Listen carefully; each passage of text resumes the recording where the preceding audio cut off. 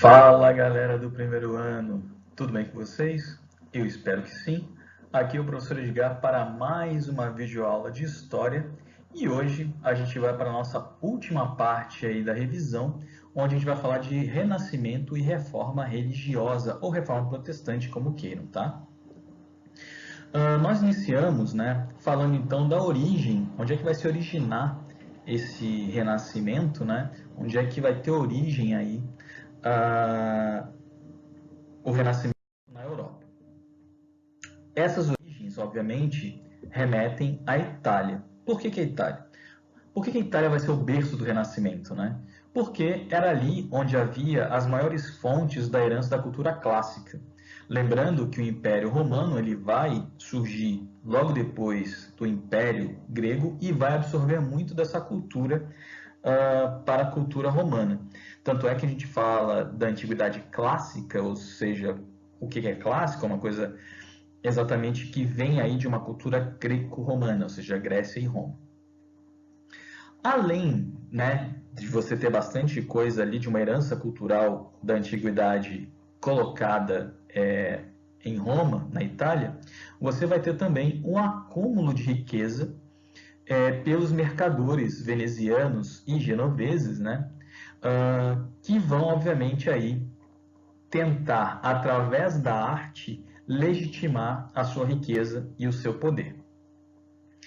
Além disso, né, você vai ter a invasão turco-otomana no Império Bizantino, lá em Constantinopla, e aí você vai ter a fuga dessas pessoas, de bizantinos para a Europa, trazendo vários escritos antigos que tinham ficado na parte oriental e agora vão também estar na Europa, principalmente na Itália.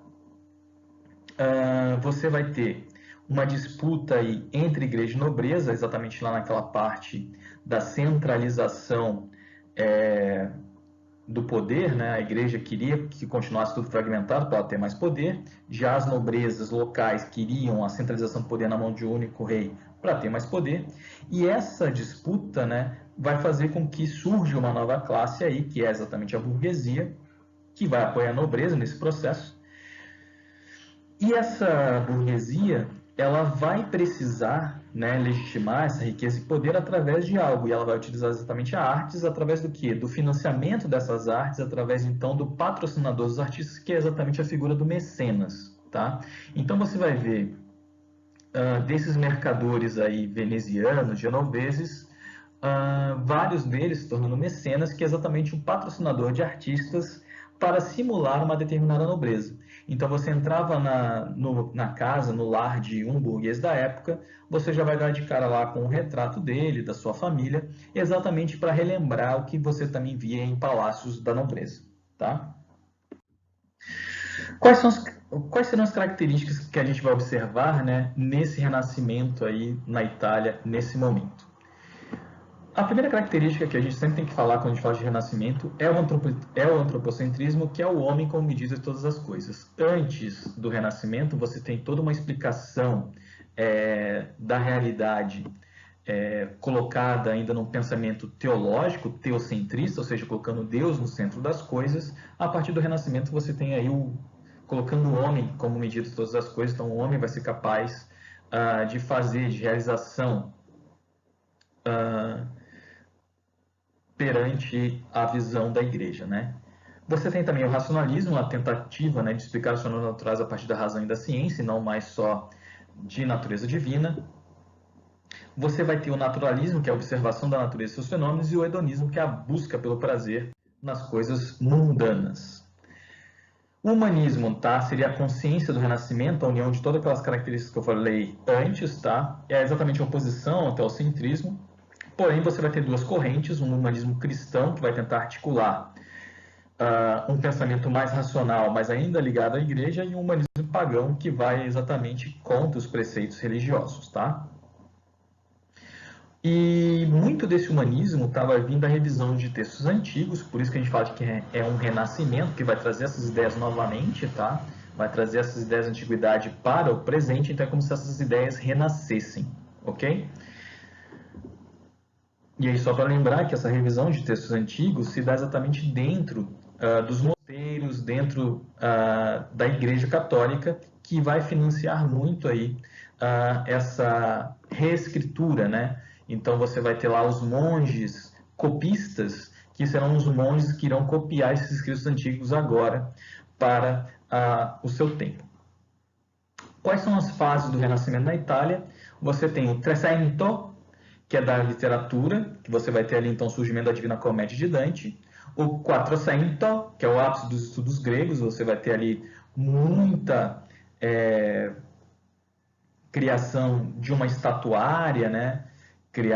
Uma criação também lá dos monumentos, tudo ligando ainda uma cultura antiga. No Cinquecento, você tem aí o apogeu da pintura. Então você tem essas três fases, tá? Mas a gente não pode esquecer do Nicolau Maquiavel e da Escritura do Príncipe, que serão as bases aí do absolutismo na Europa quando centraliza a monarquia. A gente passa então para a parte da difusão e crise do Renascimento. A crise no Renascimento da Itália vem exatamente de uma crise comercial, né? Os italianos vão ter uma dificuldade ali de comercializar pelo Mediterrâneo, já que o centro comercial vai mudar para o Atlântico devido às grandes navegações pelos países ibéricos. Então, o comércio vai mudar de eixo, vai sair do eixo mediterrâneo e vai para o eixo atlântico, tá? E aí, obviamente, com essa decadência econômica, você também tem uma decadência da produção artística na Itália. A mesma coisa, também a gente pode contar aí com a questão da Contra-Reforma, porque você vai ter uma perseguição agora aos artistas que escrevem ou pintam contra a igreja devido a essa Contra-Reforma, que a gente vai falar um pouco mais para frente. Você tem aí o Renascimento nos Países Baixos, você tem um exemplo da pintura do Bosch. Bom, esse Renascimento dos Países Baixos vai ser principalmente na Holanda e na Bélgica, vai ser muito ligado à pintura e à literatura, tá? E você tem aí um pensamento humanista na figura de Erasmo de Roterdã. Em Portugal e Espanha, tá muito ligado ao acúmulo de riqueza da burguesia, que vai ser feito aí através das grandes navegações. Você vai ter em Portugal, o principal representante do Renascimento, o Camões, que escreveu os Lusíadas. E no caso da Espanha, você tem aí El Greco, Miguel de Cervantes, Gil Vicente. Gil Vicente é Portugal, né? Miguel de Cervantes, que vai escrever lá Dom Quixote. Na França, você vai ter a figura do Rabelais, que vai escrever Pantagruel e Gargantua e Pantagruel, que vai fazer toda uma crítica aí à igreja e à sociedade francesa da época, tá? Na Inglaterra, talvez o principal nome desse renascimento inglês é exatamente o Shakespeare, que vocês devem conhecer mais, tá? Que vai ter várias obras teatrais questionando a sociedade, porém uma defesa bastante importante da ordem. E você também aí tem o Thomas More, a questão da utopia, que eu falei isso lá na aula que a gente viu. Na Europa Central, você tem aí uma dificuldade devido à fragmentação de poder e território na região da atual Alemanha. Um outro empreendimento foi a Reforma Protestante, que vai meio que empurrar para frente esse renascimento, mas você tem aí a figura de Johannes Kepler e Nicolau Copérnico, assim como Galileu Galilei, que vão desenvolver bastante ideias, né, que vão embasar a teoria heliocêntrica, ou seja, o Sol no centro do Sistema Solar e não a Terra, tá? Bom, a gente passa agora a falar de reformas religiosas. Você tem todo o século XVI aí pontuado por um ideal revolucionário, que vem das grandes navegações, da ampliação do comércio internacional, da centralização política, né? O surgimento da burguesia, o pensamento urbanista, consolidação da vida urbana e questionamento do poder da igreja. Tudo isso aí foi uma grande revolução para os moldes da Europa medieval, que agora entrava no novo período.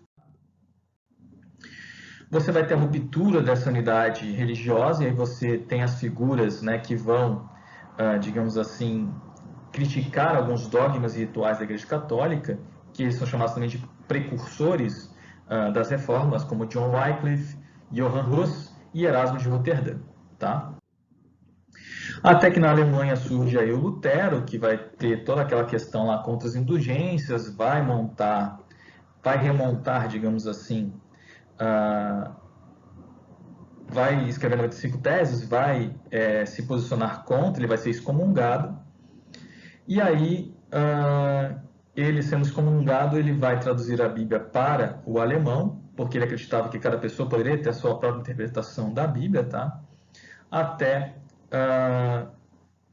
elencar aí alguns prefeitos da igreja luterana, que são as bases do luteranismo, tá? Em 1530, ali com a Confissão de Augsburg, salvação pela fé, simplicidade no culto religioso, apenas 2 sacramentos, batismo e Eucaristia, e aí você tem toda a questão da presença de Jesus na Eucaristia, não mais a transubstanciação, que é a transferência, digamos assim, de Cristo para o pão e o vinho, como é na Igreja Católica, e sim a consubstanciação, que é no ato de você fazer a Eucaristia, Jesus já está presente, porque Ele está em todos nós. Eu acho que é isso. Há uma outra reforma bastante importante aí, a reforma calvinista.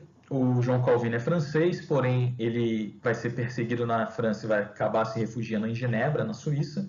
Lá já tinha acontecido alguns questionamentos da igreja por Zwinglio, né?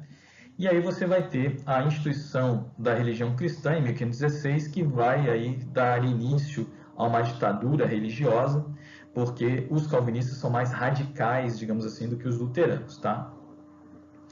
E aí a principal diferença entre os calvinistas e os luteranos é que, para os calvinistas, aqueles que serão salvos, né, por Deus são eleitos. Então, se você nasceu, não adianta você, se você não foi eleito, você não vai ser salvo. Então, há uma predestinação. E aí tem toda uma questão que eu já falei para vocês sobre o nascimento dos Estados Unidos nas bases aí dos peregrinos calvinistas, tá? Então, vai ter toda essa questão da predestinação, do povo escolhido para ser salvo, tá? Fé para os calvinistas é algo divino. Então, não basta você acreditar, você tem que ter um toque divino, digamos assim.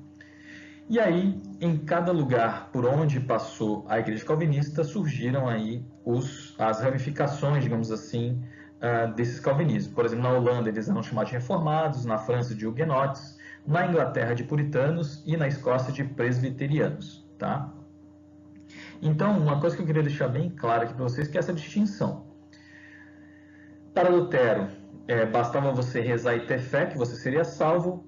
Para Calvino, não. Calvino acreditava que havia uma predestinação para você ser salvo.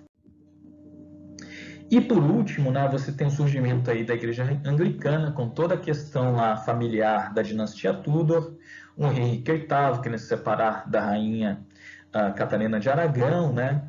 E aí, necessidade, ela tem todo o caso lá com Ana Bolena, recomendei lá o filme A Outra para vocês assistirem. O Henrique VIII ele vai ser bastante contrário a esse universalismo papal, ou seja, que a igreja, com base em Roma, mandasse em tudo, tá? Ele vai acabar sendo excomungado após seu casamento com Ana Bolena, e em 1534, então, ele assina o Ato de Supremacia, criando, então, a igreja luterana, e essa igreja, a igreja anglicana, né? E a igreja anglicana vai estar sob a tutela do Estado. Então, quem manda na igreja anglicana é exatamente o Estado inglês. Então, você vai ter aí a igreja anglicana sendo mais uma ferramenta de dominação da nobreza inglesa perante a sua população. Pessoal, a revisão era essa. Espero que vocês tenham lembrado de alguns detalhes que eu elenquei aqui para vocês. Para vocês treinarem os seus conhecimentos, eu peço que vocês vão até o Google Classroom e façam lá o questionário que está lá no formulário do Google, tá? Que eu vou anexar junto com essa aula lá. E aí vocês podem testar os seus conhecimentos, ver se vocês conseguiram entender bem ou não, tá? Lembrando aqui no nosso encontro de quinta-feira, então vou falar sobre história da arte com vocês, história social da arte, e a gente na próxima semana dá continuidade então a esta história social da arte. Beleza, pessoal? Obrigado pela presença de vocês, um grande abraço, a gente se vê por aí. Beijão, tchau, tchau.